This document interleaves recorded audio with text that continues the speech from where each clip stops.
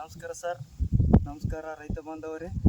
ಇವತ್ತು ನಾವು ಯಾದಗಿರಿ ಜಿಲ್ಲೆ ಸುರಪುರ ತಾಲೂಕಿನ ರತ್ತಾಳ ಗ್ರಾಮಕ್ಕೆ ಬಂದಿದ್ದೇವೆ.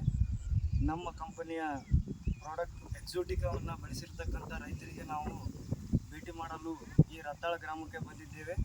ಇವತ್ತಿನ ದಿನ ರತ್ತಾಳ ಗ್ರಾಮದ ಪ್ರಗತಿಪರ ರೈತರಾಗಿರ್ತಕ್ಕಂಥವ್ರು ನಮ್ಮ ಜೊತೆಗಿದ್ದಾರೆ.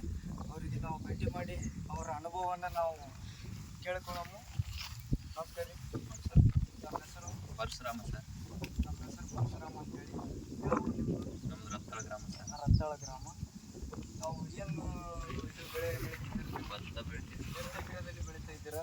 14 ಎಕರೆದಲ್ಲಿ ಭತ್ತ ಬೆಳಿತಾ ಇದ್ದೀವಿ. 14 ಎಕರೆದಲ್ಲಿ ಭತ್ತ ಬೆಳೀತಾ ಇದ್ದೀರಾ. ಈಗ ನಮ್ಮ ಕಂಪ್ನಿ ಪ್ರಾಡಕ್ಟ್ ನಿಮ್ಗೆ ಯಾವ ಥರ ಪರಿಚಯ ಆಯಿತು ಅದ್ರ ಬಗ್ಗೆದಾಗ ಹೇಳ್ಬೇಕು ನೀವು. ಅದು ನೀವು ಬಂದಿಗೆ ಒಂದು ಸಾರಿ ಬಂದು ಶಶಿಮೇಡಿಗೆ ಅಂತೇಳಿ ಕೊಟ್ಟಿದ್ರಿ, ಎಕ್ಸೋಟಿಕ್ ಅಂತೇಳಿ. ಅದು ಕೊಟ್ಟಿಂದ ಅದು ಚೆನ್ನಾಗಿ ಬಂತು ಅದು ಶಶಿಮೇಡಿ. ಅದು ಬಂದ ಸಲಿಂದ ನಾನು ಮತ್ತೆ 12 ಎಕರೆಗೆ ಯೂಸ್ ಮಾಡ್ಬೇಕಂತೇಳಿ ಯೂಸ್ ಮಾಡೀನಿ. ಹಾಕಿ 8 ದಿನ ಆಯಿತು. ಅದೇ ಹಾಕಿದಿಂದ ಯಾವುದೇ ರೋಗ ಇಲ್ಲ, ಒಂದು ಸ್ಪ್ರೇ ಇಲ್ಲ, ಏನಿಲ್ಲ. ಬೆಳೆ ಈ ಥರ ಬಂದಿದೆ ನೋಡಿ.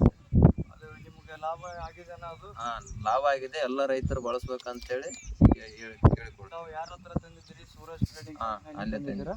Right, okay. ತುಂಬ ಧನ್ಯವಾದಗಳು. ಇದೇ ರೀತಿಯಾಗಿ ಮುಂದೆ ಎಲ್ಲ ರೈತರಿಗೆ ಹೇಳ್ರಿ, ಎಲ್ಲರೂ ಬಳಸ್ಬೋದು ಅಂತ ಹೇಳ್ತೀವಿ ಸರ್. ಎಲ್ಲರೂ ಬಳಸ್ಬೋದು ಅಂತೇಳಿ. ಇದರಿಂದ ಇರ್ತಕ್ಕಂಥ ಲಾಭ ಏನಂತಂದರೆ ನಿಮಗೆ ಒಂದು ಎಣ್ಣೆ ಸ್ಪ್ರೇ ಮಾಡೋದನ್ನು ನಿಂದಿರಿಸ್ತದೆ. ಎಲ್ಲರೂ ದಯವಿಟ್ಟು ನೀವೆಲ್ಲ ರೈತರಿಗೆ ಹೇಳ್ರಿ.